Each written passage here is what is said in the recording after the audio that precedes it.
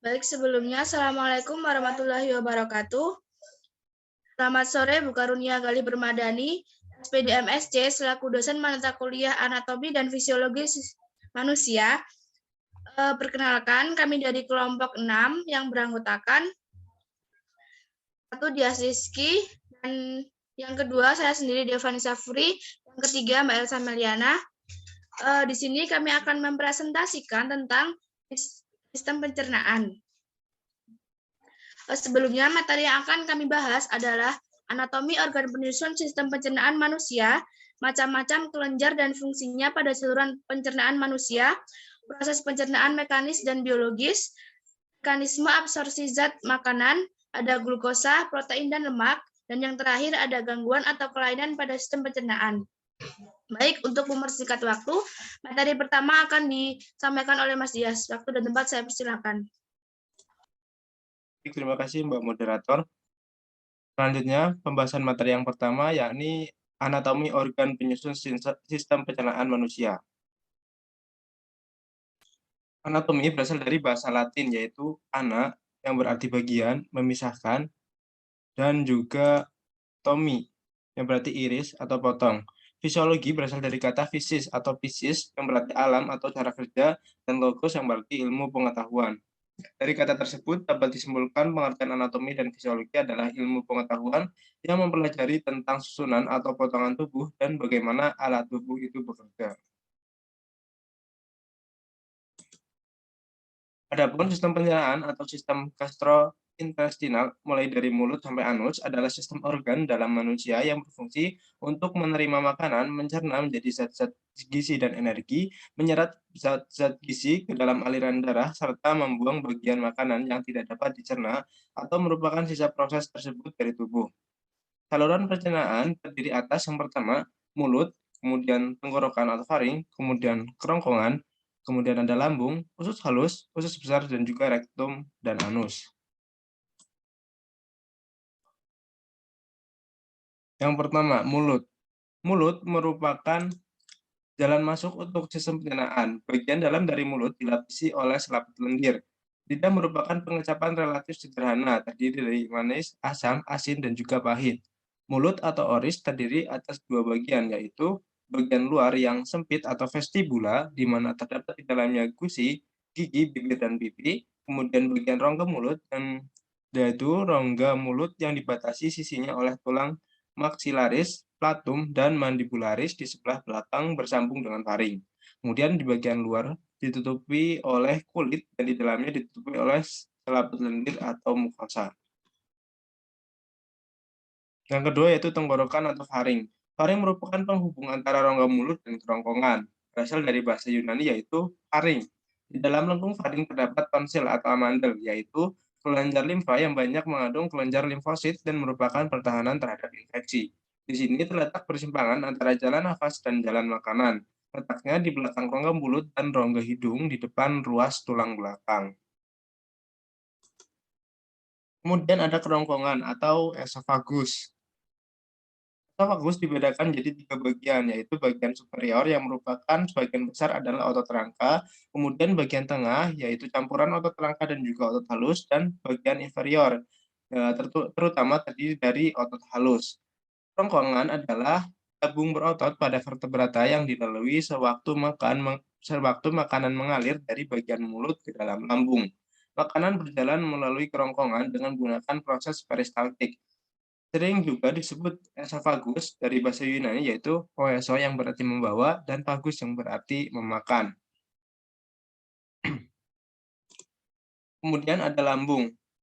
Lambung terdiri dari 3 bagian yaitu kardia di sekitar yang berada di sekitar otot sphincter esofageal di bagian bawah, kemudian ada fundus yang berada pada bagian puncak dan juga antrum yang berada di bagian bawah.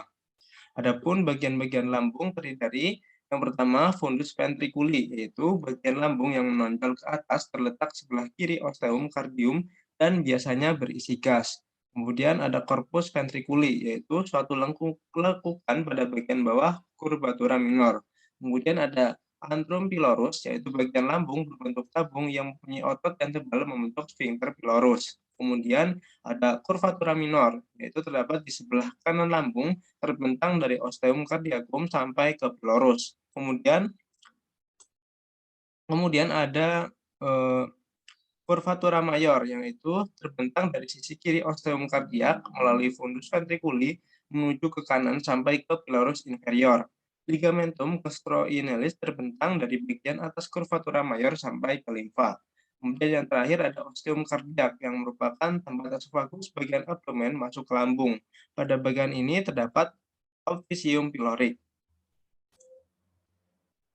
Adapun cara kerja lambung, makanan masuk ke dalam lambung dari kerongkongan melalui otot berbentuk cincin yang disebut dengan otot sphincter, yang biasanya membuka dan menutup. Dalam keadaan normal, sphincter menghalangi masuknya kembali isi lambung ke dalam kerongkongan. Lambung berfungsi sebagai gudang makanan yang berkontraksi secara ritmik untuk mencampur makanan dengan enzim-enzim. Sel-sel yang melapisi lambung menghasilkan 3 zat penting, yaitu lendir yang melindungi sel-sel lambung dari kerusakan oleh asam lambung. Setiap kelainan pada lapisan lendir ini bisa menyebabkan kerusakan yang mengarah pada terbentuknya tukak lambung. Kemudian ada asam klorida. Asam klorida menciptakan suasana yang sangat asam yang diperlukan oleh pepsin guna memecah protein. Keasaman lambung yang tinggi juga berperan sebagai penghalang terhadap infeksi dengan cara membunuh berbagai bakteri. Kemudian yang ketiga ada prekursor pepsin, yaitu enzim yang memecahkan protein. Di dalam lambung terjadi pencernaan kimiawi dengan bantuan enzim, yaitu ada enzim amilase. Amilase saliva melanjutkan pencernaan amilum di bagian fundus. Kemudian ada enzim pepsin yang membantu pemecahan protein. Kemudian ada enzim lipase yang membantu pemecahan lipid susu, terutama pada bayi dan anak. Kemudian ada enzim renin yang membantu pencernaan susu pada bayi. Renin dan kalsium juga dapat menyebabkan koagulasi. Kemudian yang kelima, ada usus halus. Usus halus atau usus kecil adalah bagian dari saluran pencernaan yang terletak di antara lambung dan usus besar. Dinding usus kaya akan pembuluh darah yang mengangkut zat-zat yang diserap ke hati melalui vena porta. Dinding usus melepaskan lendir yang melumasi isi usus dan air yang membantu melarutkan pecahan-pecahan makanan yang dicerna. Dinding usus juga melepaskan sejumlah kecil enzim yang mencerna protein, gula, dan juga lemak. Adapun lapisan usus halus terdiri atas, yang pertama ada lapisan mukosa yang berada di sebelah dalam, kemudian ada lapisan otot melingkar, kemudian ada lapisan otot memanjang, dan juga lapisan serosa yang berada di sebelah luar. Kemudian usus halus terdiri dari 3 bagian, yaitu usus 12 jari atau duodenum, kemudian ada usus kosong atau jejunum, dan juga usus penyerapan atau ileum. Kemudian untuk selanjutnya akan dijelaskan oleh pemateri kedua. Baik, akan saya lanjutkan. Selain organ-organ pencernaan yang tadi telah disebutkan, ada beberapa organ juga yang membantu dalam pencernaan makanan. Yang pertama yaitu pankreas. Dari lambung gimus dilanjutkan ke usus halus untuk dicerna lebih lanjut. Sekret yang membantu pencernaan tidak hanya berasal dari usus halus sendiri, tetapi juga dari pankreas, hati, dan juga kandung empedu. Pankreas adalah organ pada sistem pencernaan yang memiliki 2 fungsi utama, yaitu menghasilkan enzim pencernaan serta beberapa hormon penting seperti insulin. Pankreas terletak pada bagian posterior perut dan berhubungan erat dengan duodenum atau usus 12 jari. Pankreas terdiri dari 2 jaringan dasar. Yang pertama yaitu asini yang menghasilkan enzim-enzim pencernaan. Yang kedua pulau pankreas yang menghasilkan hormon.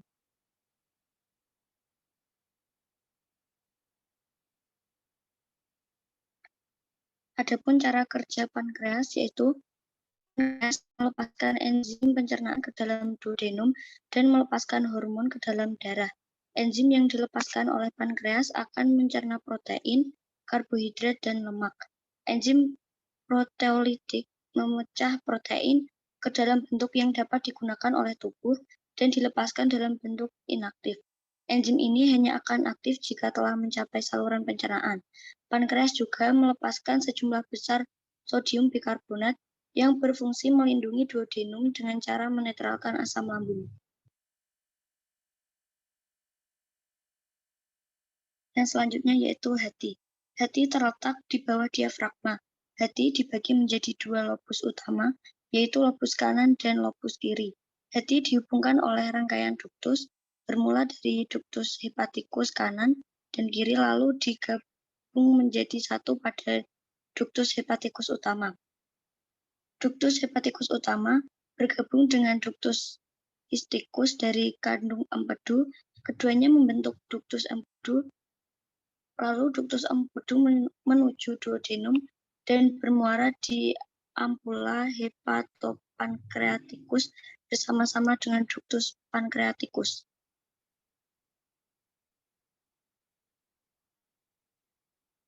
Hati memiliki 7 fungsi pokok, yaitu menghasilkan garam empedu yang digunakan oleh usus halus untuk mengemulsikan dan menyerap lipid.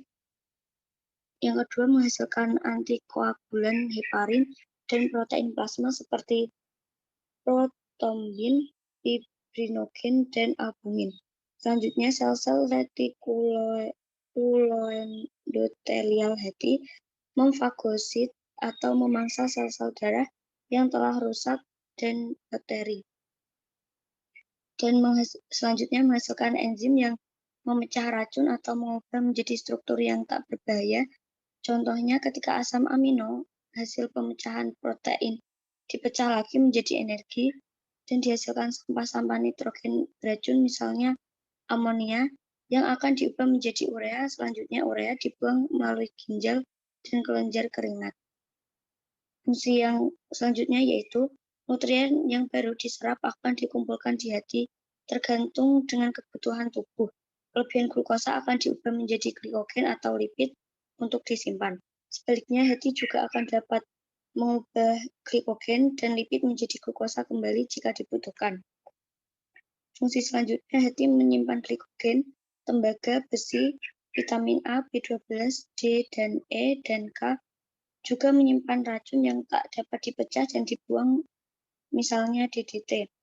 Dan fungsi yang terakhir yaitu hati dan ginjal berperan dalam aktivasi vitamin D. Selanjutnya ada empedu. Kandung empedu dalam bahasa Inggris yaitu gallbladder adalah organ berbentuk babir yang dapat menyimpan sekitar 50 mili empedu yang dibutuhkan tubuh untuk proses pencernaan pada manusia. Panjang kandung empedu adalah sekitar 7-10 cm dan berwarna hijau gelap, bukan karena warna jaringannya, melainkan karena warna cairan empedu yang dikandungnya. Organ ini terhubung dengan hati dan usus 12 jari melalui saluran empedu. Adapun bagian-bagian dari kandung empedu adalah fusus vesica velea, corpus vesica velea, leher kandung kemih, ductus cysticus yang membentuk saluran empedu ke duodenum, ductus hepaticus, dan ductus choledocus. Nah, empedu sendiri memiliki dua fungsi, yaitu membantu pencernaan dan penyerapan lemak, serta berperan dalam pembuangan limbah tertentu dari tubuh, terutama hemoglobin yang berasal dari penghancuran sel darah merah dan kelebihan kolesterol.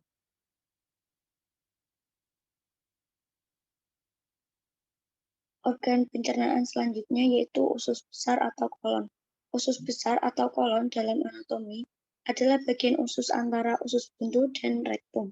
Fungsi utama dari organ ini adalah menyerap air dari feses. Usus besar terdiri dari usus buntu atau cecum dan umbai cacing atau appendix.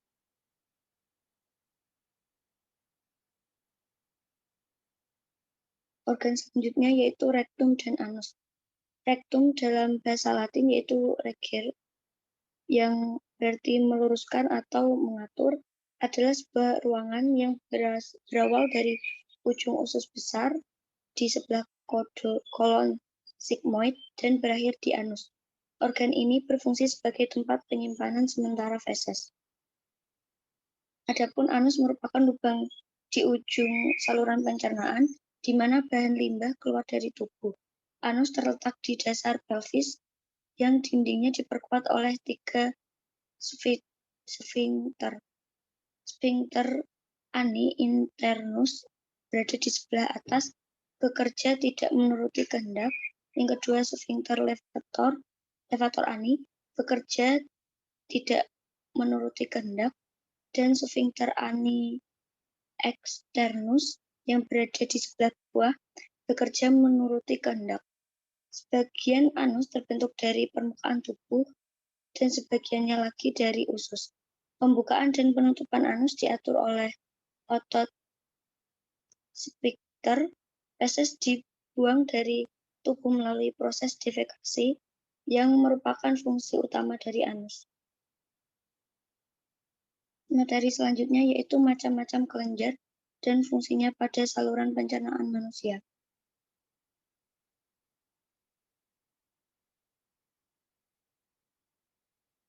Yang pertama ada kelenjar ludah atau saliva.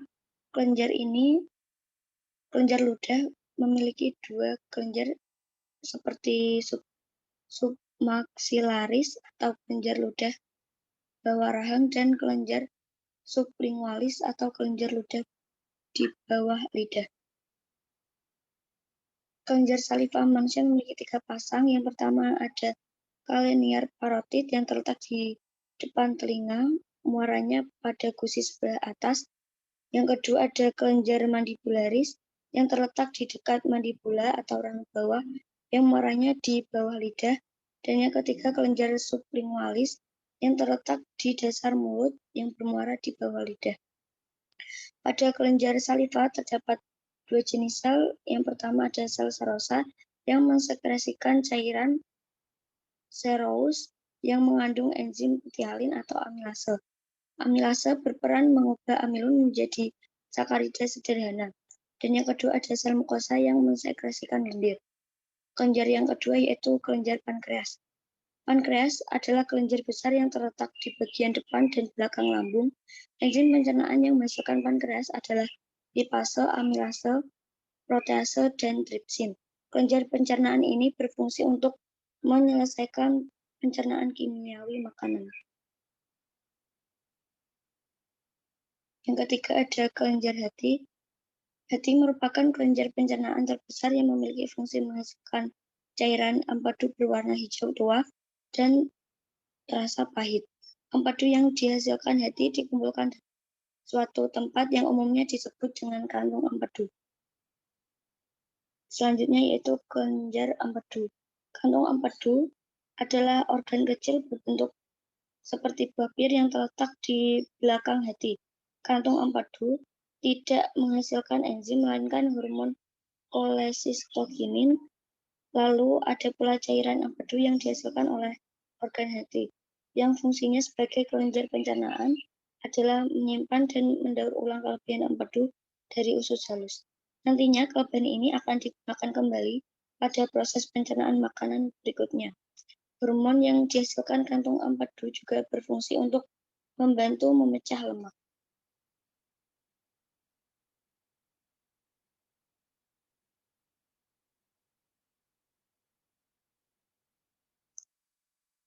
Kemudian materi selanjutnya yaitu proses pencernaan mekanis dan biologis.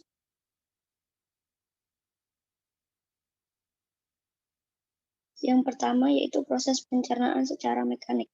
Proses pencernaan mekanik merupakan proses pencernaan makanan yang dilakukan dengan gerakan-gerakan seperti mengunyah, menelan, dan memompa, menghancurkan, serta meremas makanan.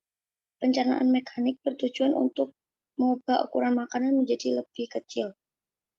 Nah, di dalam mulut terjadi proses pencernaan secara mekanik berupa proses mastikasi, di mana gigi menghancurkan makanan, mencampur makanan dengan lidah, lalu menelan bolus makanan ke esofagus, dan kimia berupa reaksi makanan dengan enzim-enzim yang terdapat pada saliva.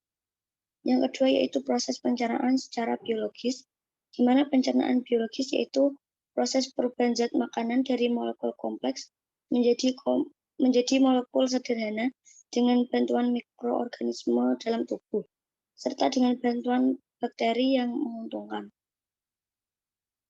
Materi selanjutnya akan disampaikan oleh teman saya. Baik, saya lanjutkan.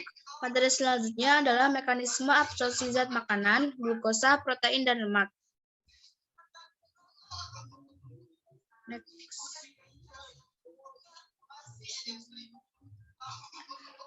Yang pertama ada pencernaan karbohidrat. Pencernaan karbohidrat di mulut, kelenjar air liur mengeluarkan saliva yang mengandung enzim ptyalin atau amilase. Hanya untuk mengubah amilo menjadi sakarida sederhana.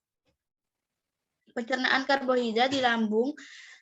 Karbohidrat dalam makanan ditampung, disimpan, dan dicampur dengan asam lambung, lendir, dan pepsin. Pencernaan karbohidrat di usus halus. Di dalam duodenum terdapat amilase untuk memecah amilo menjadi monosakarida. Maltosa menjadi glukosa plus glukosa maltase. Sukrosa yaitu fruktosa plus glukosa sukrase, dan laktosa yaitu laktosa plus glukosa laktase. Proses penyerapan atau absorpsi karbohidrat melalui mekanisme difusi fasilitasi oleh hormon insulin, terutama di duodenum dan jejunum. Next. Selanjutnya ada proses absorpsi karbohidrat. Karbohidrat diserap dalam bentuk disakarida, bentuk umum disakarida yang diserap usus dapat berupa maltose, sukrosa, dan laktosa. Disakaridase yang ada di Bruce border menguraikan disakarida ini menjadi monosakarida yang dapat diserap yaitu glukosa, galaktosa, dan fruktosa. Glukosa dan galaktosa diserap oleh transportasi aktif sekunder, sedangkan fruktosa diserap melalui difusi terfasilitasi. Teman-teman bisa melihat gambarnya di sebelah kiri ya. Selanjutnya ada pencernaan lemak. Tubuh manusia memperoleh lemak makanan dari dua bentuk, yaitu sebagai lemak yang telah diemulsikan atau emulsified fat, dan sebagai lemak yang belum diemulsikan atau unemulsified fat. Pencernaan lemak dimulai di lambung. Lemak yang belum diemulsi di lambung dengan bantuan empedu diubah menjadi lemak yang telah diemulsi dan selanjutnya bersama-sama dengan lemak yang sudah diemulsi akan masuk dalam usus halus. Lemak dipecah menjadi asam lemak plus gliserol 40% sampai 50%, dipecah menjadi monogliserida 40% sampai 50%, sisanya akan diserap dalam bentuk digliserida. Trigliserida kira-kira 10 sampai 20% pada tubuh yang sehat. Lemak dapat dicerna 95% sampai 100%. Selanjutnya ada proses absorpsi lemak. Garam empedu disekresikan oleh hati melalui usus 12 jari membentuk misel. Misel terbentuk karena setiap molekul garam empedu tersusun dari sebuah inti serol yang sangat larut dalam lemak dan satu gugus poler yang sangat larut air. Garam empedu dan lestisin menggumpal dalam kelompok kecil. Bagian lemak berkerumun di tengah membentuk inti hidrofolik, sementara bagian larut air membentuk selaput hidrofolik di bagian luar. Rumen yang mengandung banyak air berperan dalam pengangkutan air terhadap bahan yang tidak larut dalam air. Setelah misel mencapai membran luminal sel epitel, monogliserida dan asam lemak bebas berdifusi secara pasif dari misel ke interior sel epitel, bebas disintesis ulang membentuk trigliserida. Trigliserida bergabung menjadi butir-butir dan dibungkus oleh lipoprotein membentuk kilimikron yang larut dalam air. Kilimikron kemudian dikeluarkan melalui eksositosis ke cairan interstitum dalam vilus, kemudian masuk ke lakteal atau pembuluh limfa. Selanjutnya, ada pencernaan protein. Protein yang sudah dicerna akan masuk ke usus sehingga menjadi asam dari cairan lambung telah dinetralisasi menjadi sedikit alkalis dan juga diketahui bahwa cairan pankreas mengandung dua macam enzim pengubah protein yaitu protease pankreatik atau tripsin dan chymotrypsin. Sekitar 30% protein dirombak menjadi asam amino sederhana, jadi yang langsung dapat diserap oleh usus. Sekitar 70% lagi protein menjadi dipeptida atau terdiri dari lebih dari 3 asam amino. Enzim proteolytik yang lain yang berkemampuan memecah protein, yaitu karboksipeptidase, aminopeptidase, protein kompleks menjadi dipeptida, menjadi asam amino, plus asam amino. Enzim mengubah protein bersifat hidrolik sehingga memerlukan air pada proses perombakan atau pelepasan asam amino. Selanjutnya ada proses absorpsi protein. Protein diserap di usus halus dalam bentuk asam amino dan dipeptida. Asam amino diserap menembus sel usus halus melalui transport aktif sekunder. Dia masuk melalui bantuan pembawa lain dan diuraikan menjadi konstituen asam amino oleh aminopeptidase di Bruce border atau oleh peptidase intrasel dan masuk ke jaringan kapiler yang ada di dalam vilus. Dengan demikian, proses penyerapan karbohidrat dan protein melibatkan sistem transportasi khusus yang diperantarai oleh pembawa dan memerlukan pengeluaran energi serta transportasi. Berikut adalah gambar penyerapan asam amino. Materi yang terakhir adalah gangguan atau kelainan pada sistem pencernaan. Yang pertama ada parotitis atau penyakit gondong. Penyakit gondong adalah penyakit yang disebabkan oleh virus yang menyerang kelenjar air ludah di bawah telinga. Akibatnya kelenjar air ludah menjadi bengkak atau membesar. Selanjutnya ada serostomia. Penyakit ini adalah penyakit yang terjadi pada rongga mulut yang ditandai dengan rendahnya produksi air ludah. Kondisi mulut yang kering membuat makanan kurang tercerna dengan baik. Yang selanjutnya adalah diare. Diare adalah buang air besar dengan konsisten cair atau mencret sebanyak 3 kali atau lebih dalam 1 hari selama 24 jam. Penyebab diare antara lain adalah ansietas atau stres, makanan tertentu, atau organisme perusak yang melukai dinding usus. Diare dalam waktu lama menyebabkan hilangnya air dan garam-garam mineral sehingga terjadi dehidrasi. Yang terakhir ada tukak lambung atau ulkus. Dinding lambung diselubungi mulkus yang di dalamnya juga terkandung enzim. Jika pertahankan mukus rusak, enzim pencernaan akan memakan bagian-bagian kecil dari lapisan permukaan lambung sehingga terjadi tukak lambung. Next. Ini adalah daftar pustaka yang kelompok kami gunakan untuk menyusun materi dalam PPT ini. Itulah pemaparan materi dari kelompok kami. Selanjutnya akan ada sesi diskusi, bisa dilanjutkan via WA atau via Elita. Dari sesi yang selanjutnya yaitu tentang studi kasus. Kami menggunakan jurnal yang berjudul Pengaruh Sanitasi Makanan dan Kontaminasi Bakteria Escherichia coli terhadap penyakit diare. Selanjutnya, bibliografi. Pengarangnya adalah Huta-Said tahun 2020. Judulnya Pengaruh Sanitasi Makanan dan Kontaminasi Bakteri Escherichia coli terhadap Penyakit Diare. Diambil dari Jurnal Ilmiah Kesehatan Sani Husada, volume 9 nomor 2, halaman 779 sampai 786.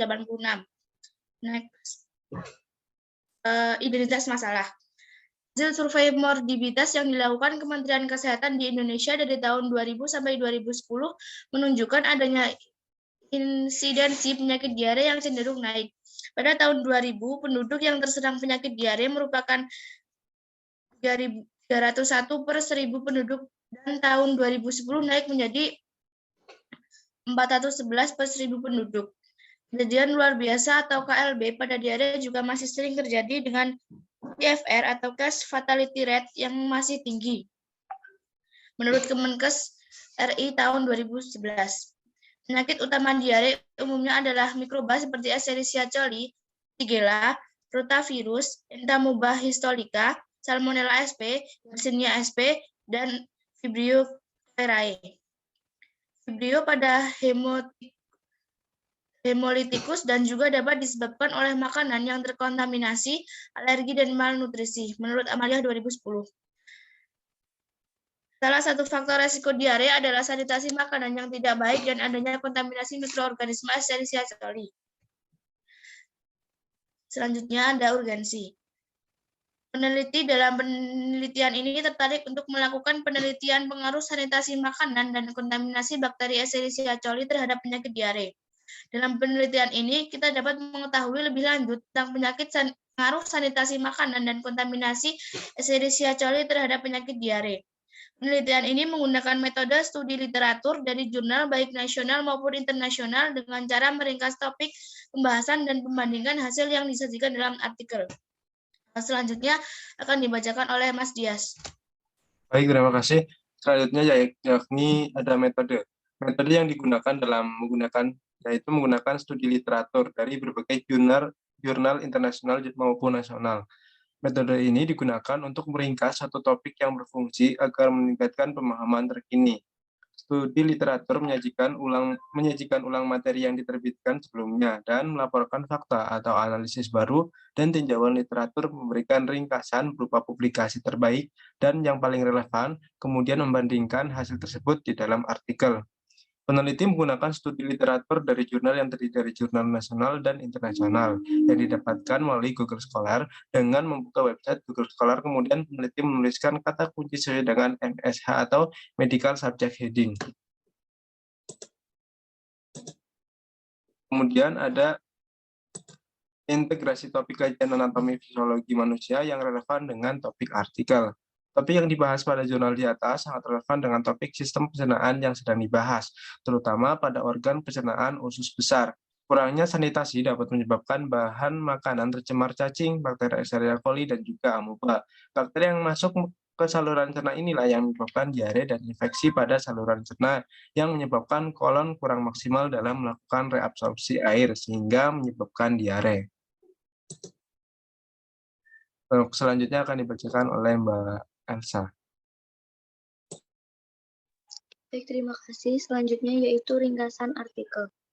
Diare dapat dibedakan menjadi dua, yaitu diare akut yang gejalanya timbul secara tiba-tiba dan berlangsung selama kurang dari 14 hari, dan diare kronik yang berlangsung selama lebih dari 14 hari disebabkan oleh mikroorganisme seperti bakteri, virus, dan parasit, serta disebabkan oleh malnutrisi, makanan yang terkontaminasi oleh alergi. Adapun faktor risiko yang dapat menyebabkan diare adalah faktor lingkungan, faktor perilaku pada masyarakat, dan rendahnya pengetahuan masyarakat tentang diare. Patofisiologi mekanisme terjadinya diare, baik akut maupun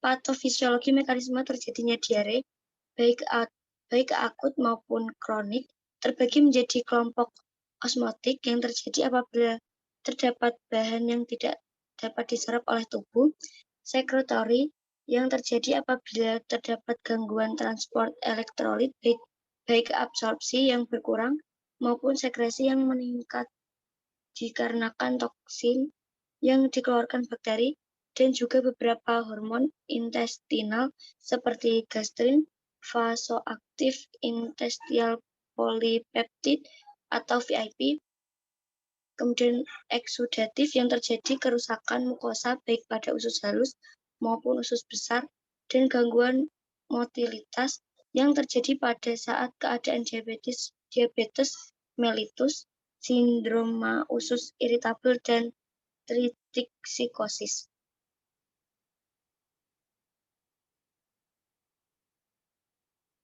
Sanitasi makanan memiliki tujuan untuk menghindari makanan dan minuman dari segala bahaya yang dapat mengganggu atau merusak kesehatan, mulai dari makanan sebelum diproduksi hingga makanan disajikan.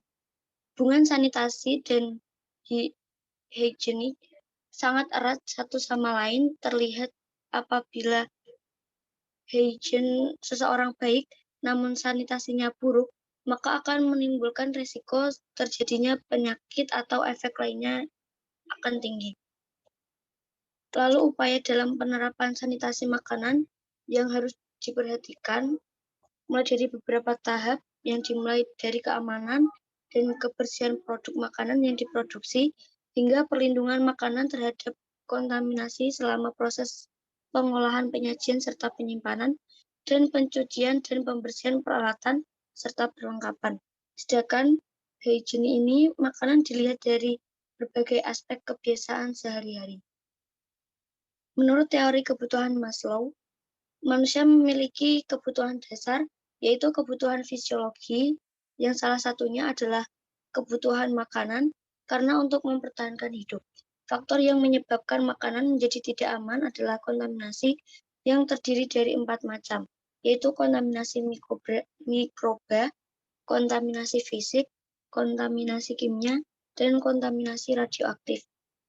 Salah satu mikroorganisme yang menjadi penyebab tersering diare adalah Escherichia coli atau biasa disingkat dengan E. coli, di mana E. coli menempel pada sel usus manusia dan memproduksi enterotoksin, di mana enterotoksin ini akan mempengaruhi sekresi cairan saluran pencernaan melalui konsentrasi siklik AMP ataupun siklik GMP.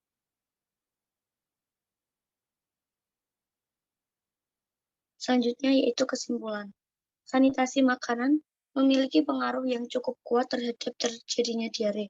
Hal ini juga dapat dipengaruhi oleh tingkat pengetahuan masing-masing individu tentang pentingnya menciptakan, memelihara, dan menjaga kebersihan baik bagi individu maupun lingkungan. Organisme Escherichia coli merupakan bagian dari flora normal di saluran cerna, menjadi patogen di luar saluran cerna, dan juga merupakan penyebab penyakit diare yang paling sering terjadi pada orang yang tidak memperhatikan kebersihan. Seperti adanya kontaminasi langsung atau direct contamination, kontaminasi silang atau cross contamination, serta kontaminasi ulang atau recontamination.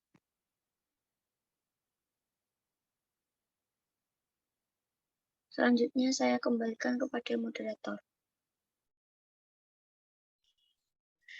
Baik, terima kasih atas pemaparan studi kasusnya.